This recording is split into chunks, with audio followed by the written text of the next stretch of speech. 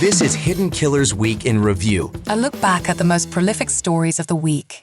You're listening to the Hidden Killers podcast with Tony Brueski. Featuring attorney, guest, and former felony prosecutor Eric Fadis. Another disturbing aspect of the trial of Chad Daybell is another individual who took the stand this week, Zulema Pastenes. She took the stand in Lori Vallow's trial. She was one of the more interesting individuals. And another one who I would say, I think, part of the brainwashing, still probably a bit there. She even talked about being able to control the weather, or believe that she could control the weather. And even when questioned on the stand the other day, saying, do you believe that you can control the weather? There was a pause. It wasn't a, no, that was a crazy idea that we had. It's like, can I control the weather? Yeah. And no, I don't believe I can control the weather. But you kind of wonder, does she think she can control the weather?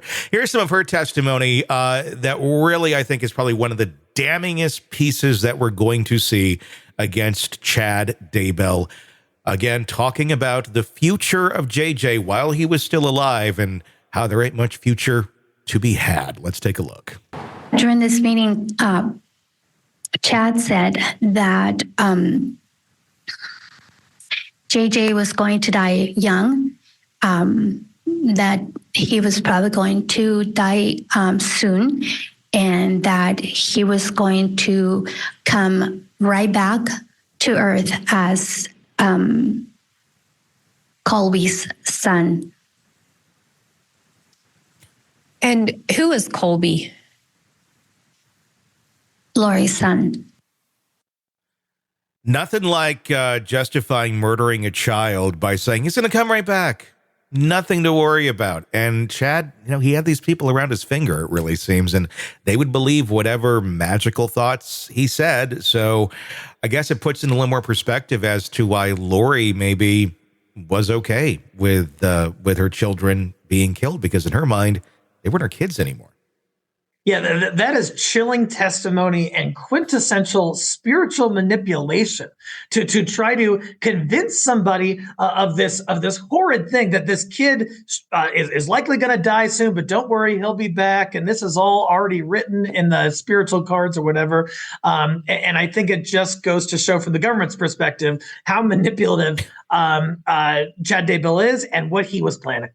It's just more and more damning. We're going to hear another clip from Zulema in a second, but I got to ask, as we get closer and closer to this, finally getting to some sort of finale, do you think they're going to have that Chad's going to take the stand on this? Is that going to help, hurt? Where do you think it's going to go?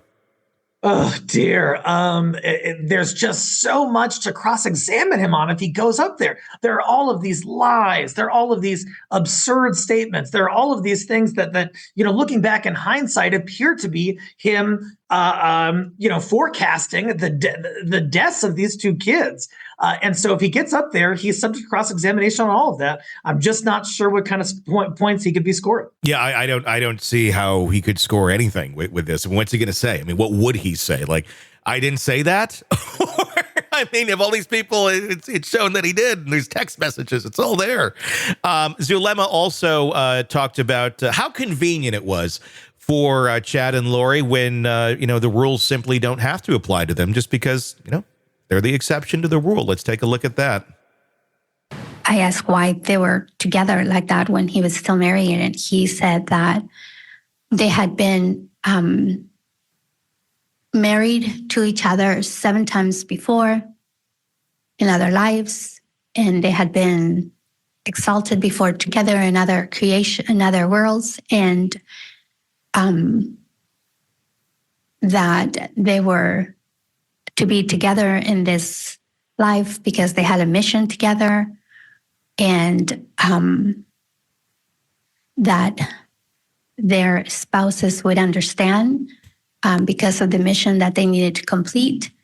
And then the topic of it didn't count for them again came up.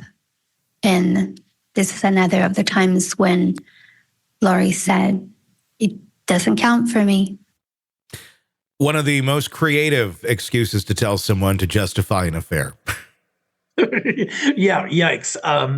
it just reminds me of like these spiritual leaders oftentimes have like these pronouncements and rigorous rules for everybody else, but it doesn't apply to them. No. And that's clearly a part of Chad and Lori's ideology, according to this testimony. And the following doesn't even flinch. They're like, oh, okay, well, if they said that's true, that must be what it is. It shows the power that some of these people can have over their followers, and just how blindly some are willing to follow monsters like this. Want to listen ad-free? Want advanced access to all of our interviews before anyone else? Become a True Crime Today Premium Plus subscriber on Apple Podcasts. You get every episode commercial free. So you can binge on true crime Until you can binge no more. Search True Crime Today Premium Plus on Apple Podcasts now, or go to our podcast page and sign up now. More of the Hidden Killers podcast next.